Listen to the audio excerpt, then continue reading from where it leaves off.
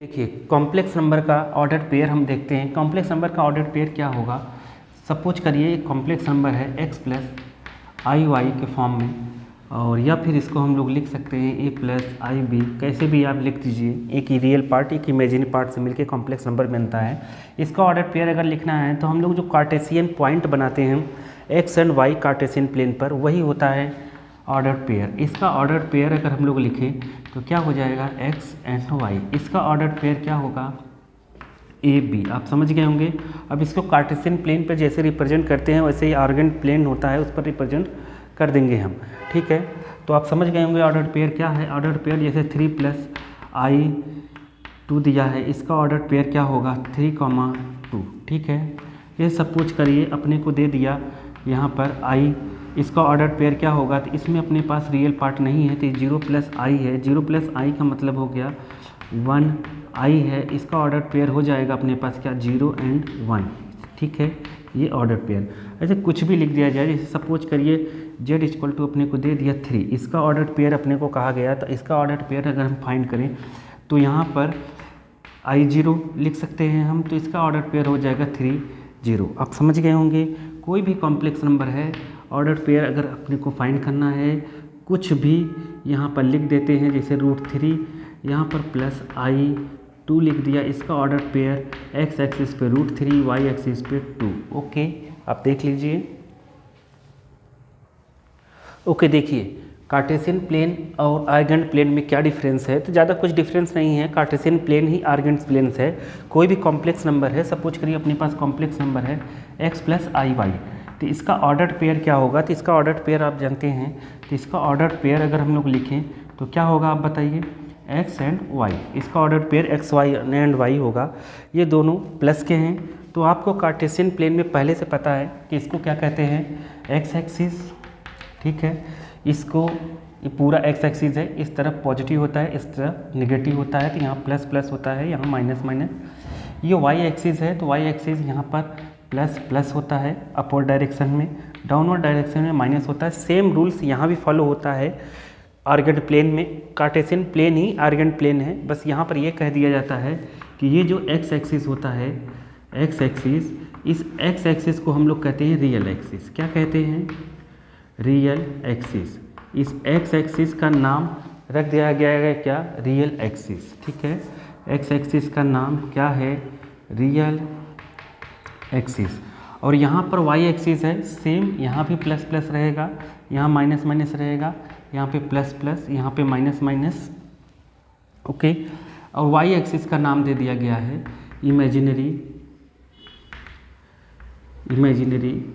Axis. Okay, ये बस, बाकी ये दोनों हैं सेम। ठीक है, कोई डिफरेंस नहीं है। जैसे हम लोग इसमें नंबर रिप्रेजेंट करते थे वैसे यहाँ भी नंबर रिप्रेजेंट करेंगे, मतलब पॉइंट रिप्रेजेंट करेंगे।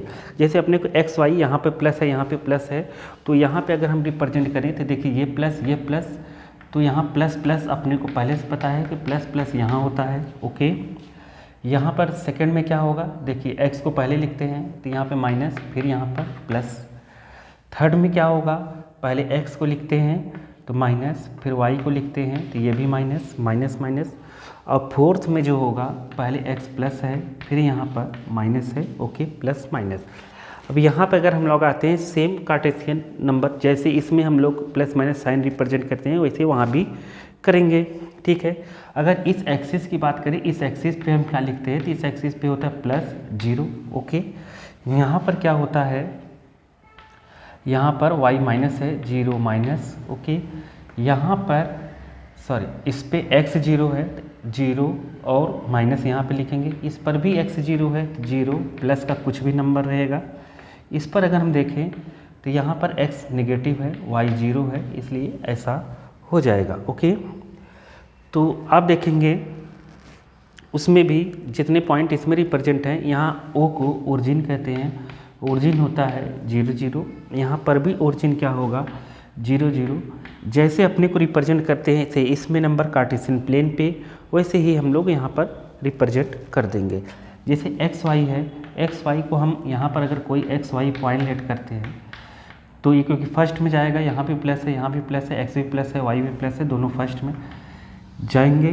तो यहाँ पर एक बनेगा लाइन सेगमेंट।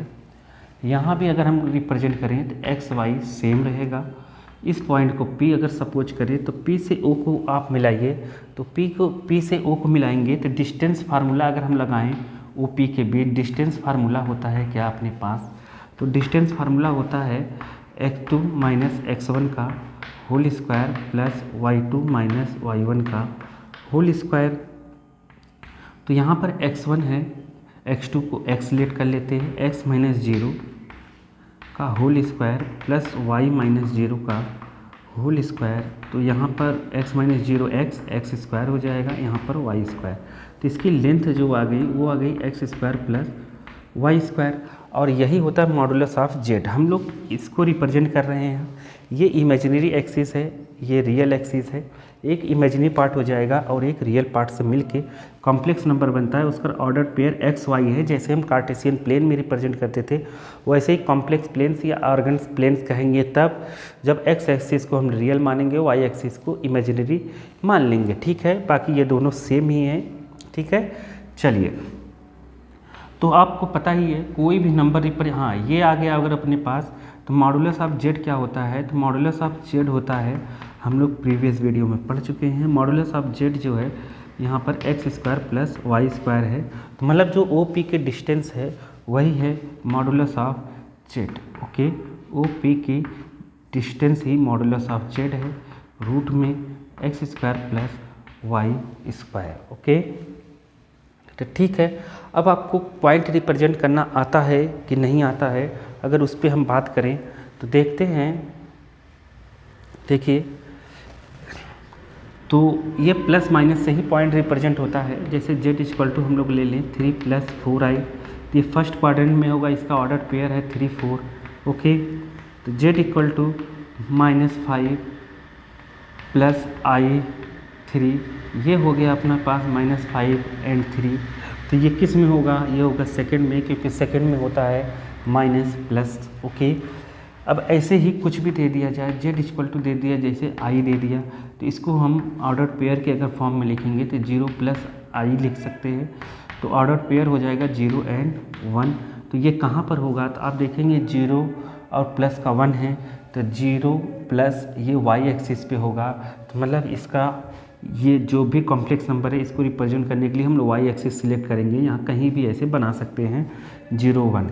ओके, तो पॉइंट हम लोग यहाँ से प्लस माइनस देखकर बता सकते हैं कि ये किस क्वाड्रेंट में होगा, ये फर्स्ट क्वाड्रेंट, एक सेकेंड, ये थर्ड, ये फोर्थ। ओके, तो आप कोई भी बना सकते हैं कॉम्प्लेक्स नंबर को या रिप्रेजेंट कर सकते हैं। ओके, तो जैसे सपोज करिए इसको आपको रिप्रेजेंट करना है, -5 3 को रिप्रेजेंट करना है, तो एक्स एक्सिस पर 1 2 3 4 5, वाई एक्सिस पे 1 2 3 ऐसे ले लेते हैं।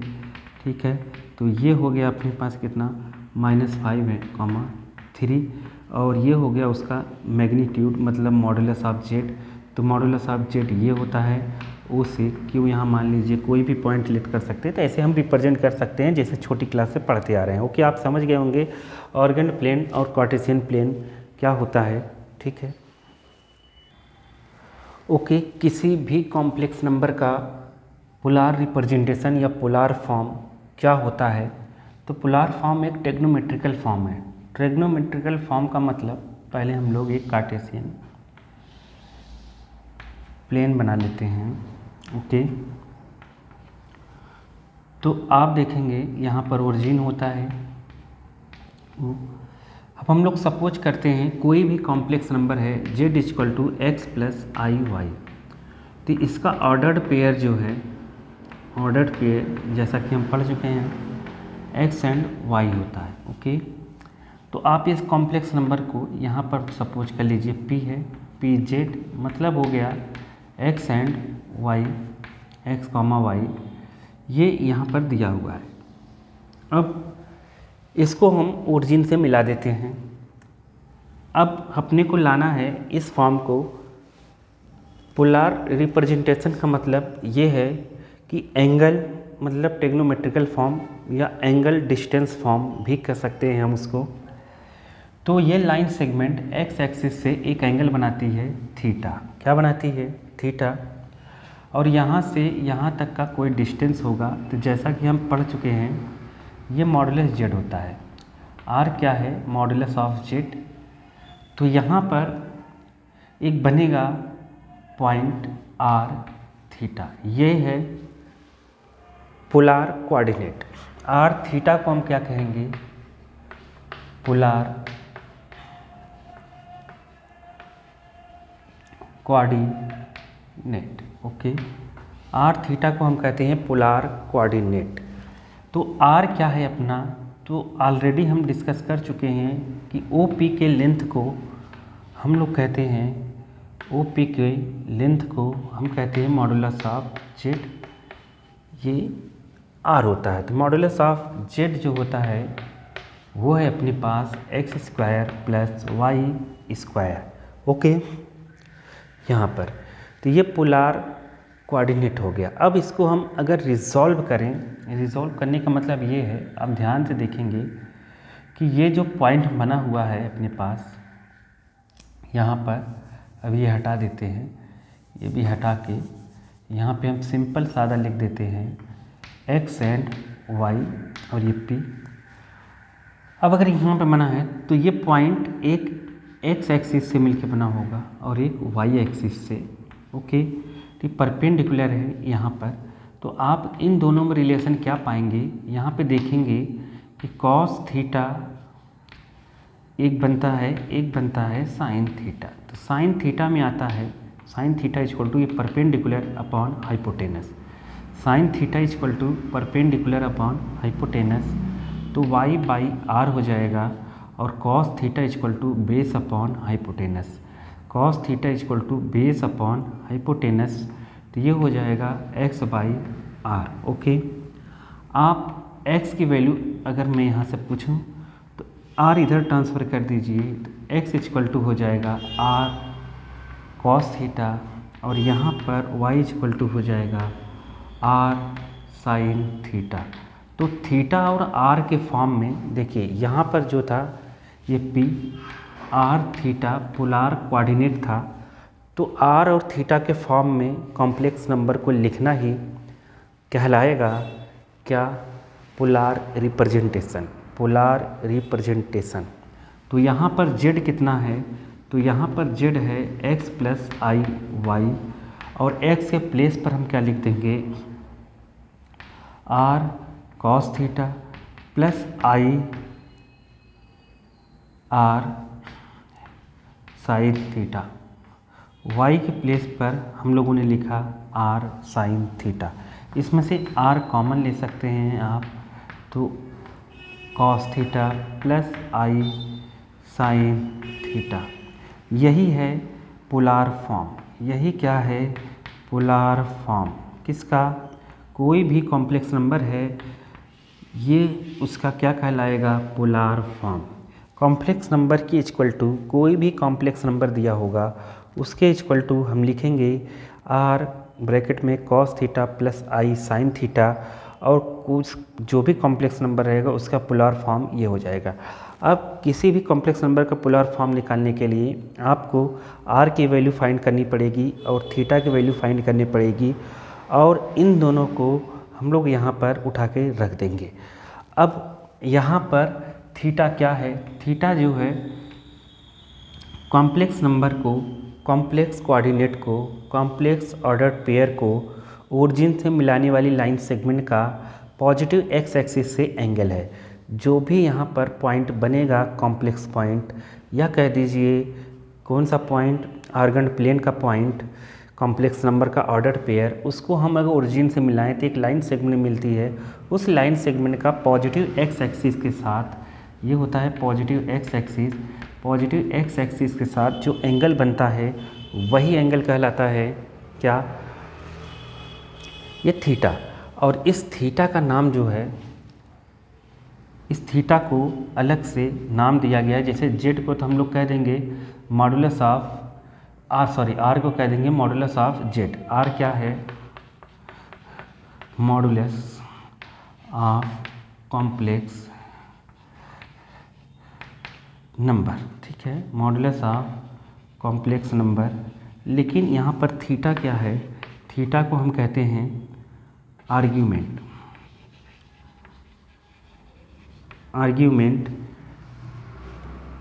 और इसको हम कर सकते हैं एम्पलीट्यूड, क्या एम्पलीट्यूड भी कहते हैं, ठीक है।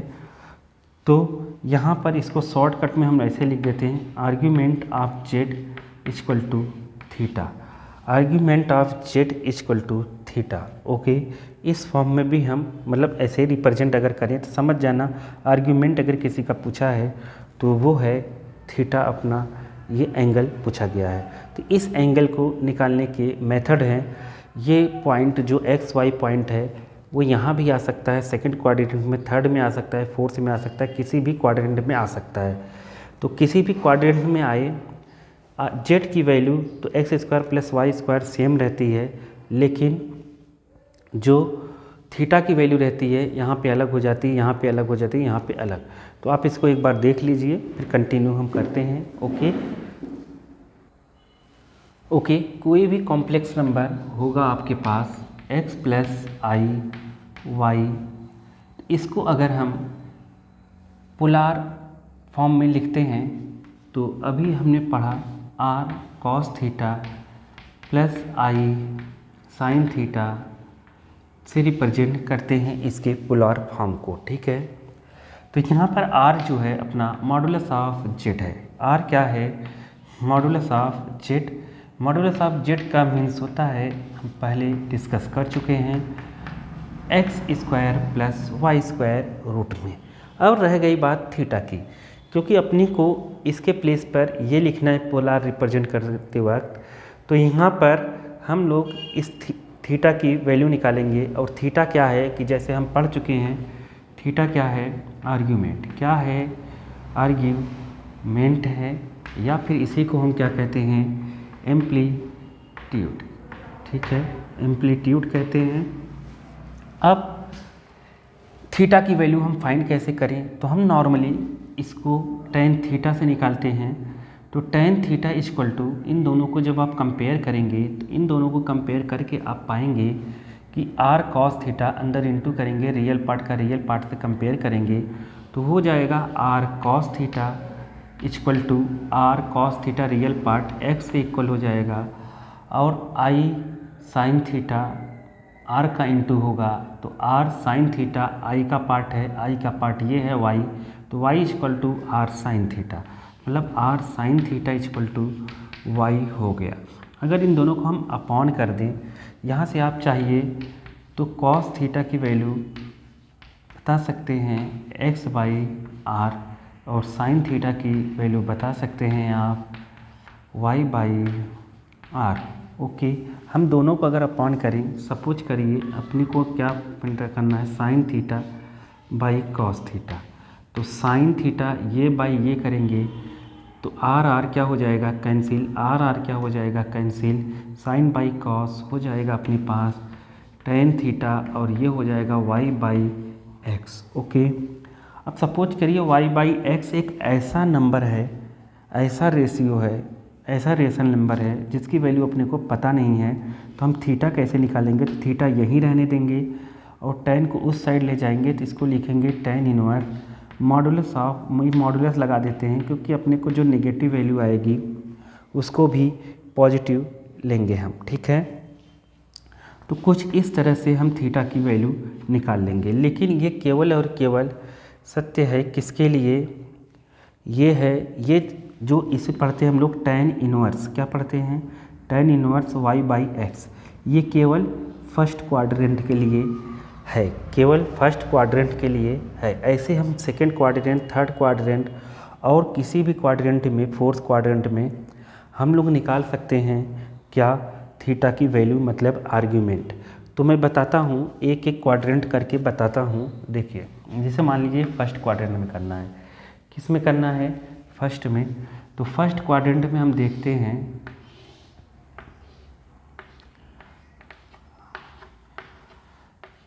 यहाँ पर जो भी एंगल बनेगा ये थीटा, तो वो आर यहाँ पर, तो आर इक्वल टू हो जाएगा, फर्स्ट क्वाड्रेंट में क्या आता है आपको पता ही होगा। फर्स्ट क्वाड्रेंट के लिए अगर हम जेड की वैल्यू लिखें तो होगी x plus i y. Okay, ये होगी फर्स्ट क्वाड्रेंट के लिए। इसका ऑर्डर पेयर होगा x y। तो r की वैल्यू जो हम लिखेंगे तो हो जाएगा मॉडुलस ऑफ z।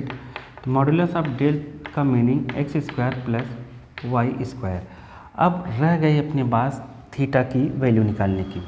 अब थीटा की वैल्यू हम कैसे निकालेंगे, तो थीटा इक्वल टू हम डायरेक्ट लिख देंगे tan inverse y by x. इसके आप टेंशन ना लें, इसकी अप्लीकेशंस अभी हम लोग जब करेंगे तो उसमें थीटा की वैल्यू हम इजीली निकाल लेंगे इसी फार्मूले से। ओके, अगर हम सेकंड क्वाड्रेंट की बात करें, सेकंड में अगर हम बात करें, आपको देखिए जो थीटा और आर की वैल्यू आएगी, यहाँ पर थीटा और आर की वैल्यू निकालने पर जो भी आएगा आपको यहाँ पर उठा के पुट कर देना है और कुछ नहीं करना है, ठीक है। तो हम सेकंड क्वाड्रेंट की अगर बात करें, सेकंड क्वाड्रेंट, तो सेकंड क्वाड्रेंट में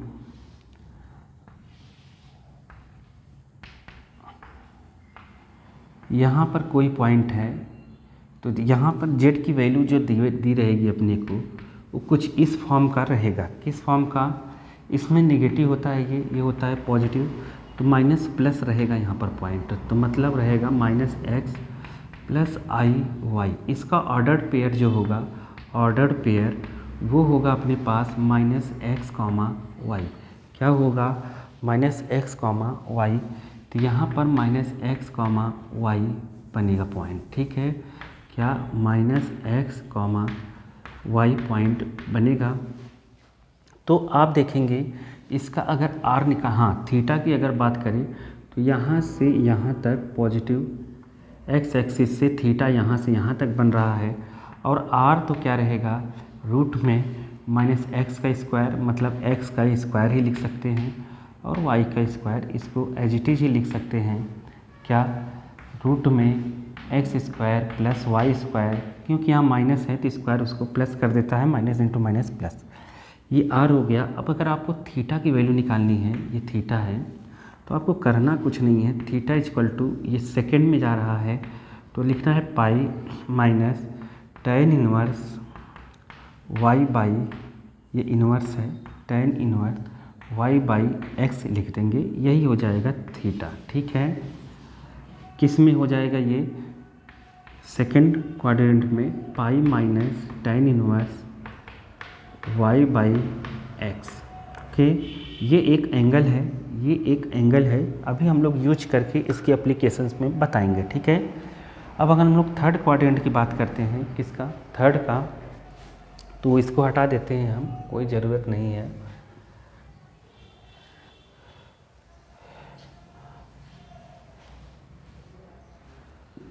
थर्ड क्वाड्रेंट की बात करते हैं,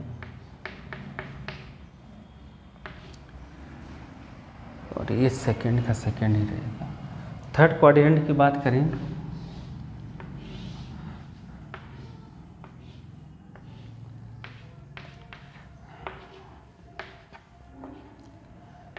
तो थर्ड में यहाँ आएंगे हम, पी यहाँ कहीं होगा ऐसे। अब जेड इक्वल टू, थर्ड में ये नेगेटिव होता है, ये नेगेटिव होता है, आपको पता ही है। ये प्लस प्लस, जैसा कि मैंने बताया, ये प्लस प्लस है, ये माइनस माइनस है, तो ये माइनस माइनस, इसमें माइनस माइनस रहेगा, तो minus x minus y i y. Okay, ये इसका ऑर्डर्ड पेयर अगर लिखें, ऑर्डर्ड पेयर, तो ऑर्डर्ड पेयर हो जाएगा minus x comma minus y. Okay, यहाँ minus x comma minus y है। अब इसका हम जब आर निकालेंगे तो आर तो होगा मॉडुलस ऑफ जेड, तो मॉडुलस ऑफ जेड, तो रूट में माइनस एक्स स्क्वायर ऐसे माइनस वाई स्क्वायर, इसको हम क्या लिख सकते हैं, तो इसको हम लिख सकते हैं रूट में x square plus y square. Okay, क्या लिखेंगे, x square plus y square. अब हम लोग अगर थीटा की बात करते हैं तो थीटा यहाँ से यहाँ होगा, सेम इसके जैसे ही थीटा है, बस अंदर क्या है कि ये पॉजिटिव डायरेक्शन में है और ये नेगेटिव डायरेक्शन में है, इस साइड वाला नेगेटिव डायरेक्शन में है, इसलिए यहाँ जो थीटा बनेगा आर्ग्यूमेंट या एम्पलीट्यूड, वो बनेगा minus pi minus tan inverse y by x, ठीक है, ऐसा, ठीक है। यहाँ पर pi minus tan inverse y by x था, तो इसमें माइनस लग जाएगा क्योंकि ये डाउनवर्ड डायरेक्शन में है। ये थर्ड में हो गया। अब अगर फोर्थ क्वाड्रेंट में हम आते हैं, किसमें, फोर्थ में, तो हम फोर्थ में पाएंगे, देखिए यहाँ पर आते हैं,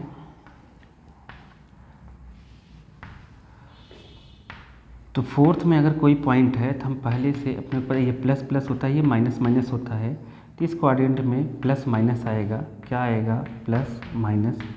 इसका जो कॉम्प्लेक्स नंबर दिया रहेगा वो कुछ इस टाइप का रहेगा, x माइनस आई वाई। ओके, इसका मॉडुलस अगर निकालेंगे तो r हम लोग इजीली निकाल सकते हैं रूट में, क्योंकि इसका ऑर्डर पेयर होगा x माइनस वाई, इसका r x square plus y square, minus plus हो जाएगा स्क्वायर में। ओके, आपको अगर एम्पलीट्यूड थीटा निकालना है तो यहाँ से यहाँ तक बनेगा थीटा, तो इसके लिए आप थीटा इक्वल टू क्या करेंगे, ठीक है, यहाँ पर इसका थर्ड वाले का थीटा ये था, फोर्थ वाले का थीटा क्या होगा, तो हमने अगर फर्स्ट वाले में देखा था, फर्स्ट वाले में अगर हम फिर से रिकॉल करें तो देखे थे कि फर्स्ट वाले में जो भी थीटा बन रहा था इस साइड, वो था tan inverse y by x. तो यहाँ कितना होगा अपने पास थीटा की value, minus tan inverse y by x, ये होगा।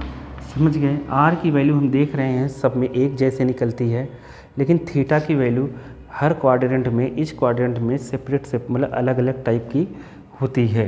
ठीक है, इसी को बेस बना के हम लोग क्वेश्चंस को करेंगे। और भी एक है, उसको भी आप देख लीजिए। अगर आपको ऐसे थीटा समझ में नहीं आए तो दूसरे तरीके से भी हम थीटा निकाल सकते हैं। वो रूल्स जो हम लोग पढ़ कर आए हैं ट्रिग्नोमेट्री में, वो थोड़ा सा अप्लाई होगा यहाँ पर।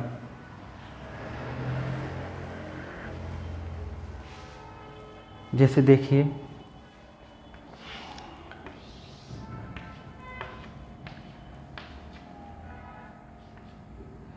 एक होता है, अगर आपने पढ़ा होगा ASTC, मतलब इसमें ऑल पॉजिटिव होता है, इसमें साइन, एस का मतलब क्या हो गया, साइन, और साइन का रेसिप्रोकल होता है क्या, कोसेक। ये दोनों प्लस होते हैं। इसमें है टैन या फिर कॉट, ये प्लस होता है। इसमें है कॉस या फिर सेक, ये पॉजिटिव होता है, और इसमें सभी प्लस रहते हैं। तो ASTC याद होना चाहिए अपने को। इसके लिए हम लोग यहाँ से थीटा की वैल्यू निकाल सकते हैं। ठीक है, तो वहाँ जो आया था अपने पास z equal to x plus i y, तो ये था r cos theta plus i sine theta polar form.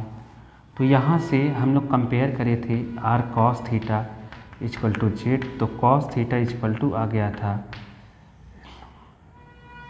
Sorry, r cos theta equal to x, तो r sine theta equal to, यहाँ पे cos थीटा अगर निकालें तो x बाई आर आ गया। ऐसे ही r का यहाँ मल्टीप्लाई करें तो r sine theta equal to y, तो साइन थीटा इक्वल टू आ गया था y बाई एक्स। आप इन दोनों की वैल्यू निकाल लेंगे और देखेंगे किस क्वाड्रेंट में मैच हो रहा है। साइन थीटा कॉस थीटा की वैल्यू निकाल के जिस क्वाड्रेंट में मैच हो उस हिसाब से थीटा की वैल्यू हम लोग लिख देते हैं और आंसर हो जाता है। तो पीछे वाला जो था वो सभी में लग सकता है, इस वाले में थोड़ी सी प्रॉब्लम होगी आपको, ये सभी में नहीं लग सकता है, सभी के लिए अप्लाई नहीं होगा। लेकिन tan इनवर्स वाला जो मैंने बताया सभी में अप्लाई होगा, इसलिए आप उसी से करने की कोशिश करें। मैं अभी क्वेश्चंस कराऊंगा तो आप समझ जाएंगे। चलिए, ओके, एग्जाम्पल में जैसे हम लोग एक ले लेते हैं, z इक्वल टू है अपने पास 3 + 4i, इसको अपने को रिप्रेजेंट करना है कार्टेशियन प्लेन में रिप्रेजेंट करेंगे, मतलब आर्गेंट प्लेन में। इसको पोलार फॉर्म में लिखना है। सपोज करिए इसको पोलार फॉर्म में अगर लिखना है तो इसके इक्वल टू लिखेंगे r cos theta plus i sine theta. Okay, तो आप देखेंगे यहाँ पर अपने को r निकालना है, तो r इक्वल टू ईजिली, जैसा कि मैंने अभी बताया था, आर इक्वल टू यहाँ पर हो जाएगा 3 का स्क्वायर 4 का स्क्वायर, इसको हम लोग लिख देंगे 9 + 16 हो जाएगा रूट में 25 का हो गया अपने पास 5। ओके, अब अपने को थीटा निकालना है, तो आप इसका ऑर्डर पेयर अगर देखें 4 + i 3 + 4i का ऑर्डर पेयर 3 एंड 4 ये फर्स्ट क्वाड्रेंट में जा रहा है। तो फर्स्ट क्वाड्रेंट में आप थीटा की वैल्यू क्या लिखेंगे, tan इनवर्स y/x, जैसा कि अभी पीछे ही बताया गया था। तो यहाँ पर लिख सकते हैं tan इनवर्स y के प्लेस पर रखेंगे 4 और यहाँ पर रखेंगे 3, यही हो जाएगा आंसर। अब ये आर्गुमेंट हो गया, क्या हो गया आर्गुमेंट, और ये हो गया r, यहाँ पर आप उठा के रख दीजिए तो आप देखेंगे आप पाएंगे क्या, r की जगह आपको 5 रखना है और थीटा की जगह आपको क्या रखना है, तो थीटा हो जाएगा 4/3। तो हम लोग यही लिख के यही लिख देंगे, दोनों को प्लेस पे थीटा रखने की ज़रूरत नहीं है आपको, यहाँ लिख देंगे where theta equal to tan inverse 4/3। ठीक है, हम लोग लिख देंगे कि where theta equal to tan inverse 4/3, नहीं दिखा क्या आपको, theta equal to tan inverse 4/3। आप चाहिए तो यहाँ थीटा के प्लेस पे रख सकते हैं, कोई दिक्कत नहीं है, यहाँ 5 रखेंगे और यहाँ क्या लिखेंगे cos, और यहाँ लिख देंगे कितना tan इनवर्स 4/5, और यहाँ पर लिख सकते हैं i, या ऐसे भी लिख सकते हैं, ये लिख कर ये छोड़ दीजिए, यहाँ पर लिख कर बस हो गया। ठीक है, नहीं तो आप ऐसे लिख सकते हैं इसको tan इनवर्स 4/5। ओके, ब्रैकेट बंद। ठीक है, इस तरीके से हम कर सकते हैं।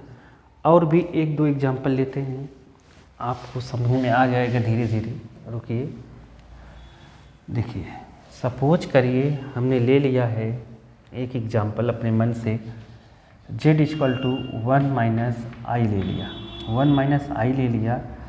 तो 1 - i अगर लिया है तो यहाँ पर ऑर्डर्ड पेयर जो होगा, ऑर्डर्ड पेयर यहाँ पर 1 है और यहाँ पर -1 है। ठीक है, 1 - 1 हो गया, ये किस क्वाड्रेंट में है, तो ये माना जाएगा, हम लोग पहले से जानते हैं किस क्वाड्रेंट में है ये है अपने पास, यहाँ पे देखिए प्लस है तो x प्लस होता है, y माइनस होता है, इस क्वाड्रेंट में है कहीं ये। ओके, इस क्वाड्रेंट में है तो यहाँ पे थीटा निकालेंगे। तो फोर्थ क्वाड्रेंट के लिए जो थीटा की वैल्यू थी, r की वैल्यू अगर निकालना है अपने को, इसको पहले इस टाइप से लिख लीजिए, यहाँ पर हो जाएगा r cos theta plus i sine theta.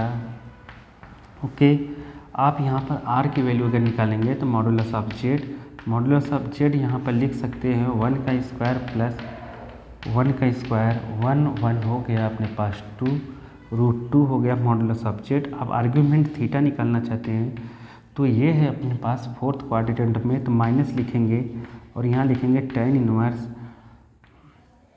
जो y है, ये y/x होता है, ये y है, ये x है। ओके, तो y हो गया अपने पास -1 और यहाँ पर हो गया x के प्लेस पर 1। अब हो गया यहाँ पर tan इनवर्स, ये मॉड लगा इसलिए प्लस होगा, 1 tan कितने की वैल्यू है, 1 tan किसकी वैल्यू होती है, तो आप देखेंगे तो 1 tan 45 की वैल्यू होती है, इसलिए यहाँ हो जाएगा π/4। कितनी वैल्यू हो जाएगी, π/4 हो जाएगा। 1 जिसकी भी वैल्यू है वो वैल्यू यहाँ पर हम लोग लिख देंगे। ओके, आप समझ गए होंगे। तो इसकी वैल्यू यहाँ पर उठा के रख दीजिए, हो जाएगा पोलर फॉर्म। तो पोलर फॉर्म के लिए हो गया √2 और यहाँ पर हो गया cos, यहाँ पर रखेंगे हम -π/4 प्लस i साइन -π/4। ओके, ऐसे हम लिख देंगे, यही हो जाएगा आंसर। ओके, आप समझ गए होंगे। अब हम एनसीईआरटी सॉल्व करेंगे तो उसमें मैं बताऊंगा तो आप समझ जाएंगे।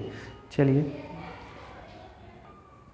ओके, देखिए यहाँ पर अगर थीटा की वैल्यू -π और π के बीच में हो और π के इक्वल भी हो सकता है, तो इस थीटा को हम कहते हैं प्रिंसिपल आर्ग्यूमेंट या प्रिंसिपल एम्पलीट्यूड। प्रिंसिपल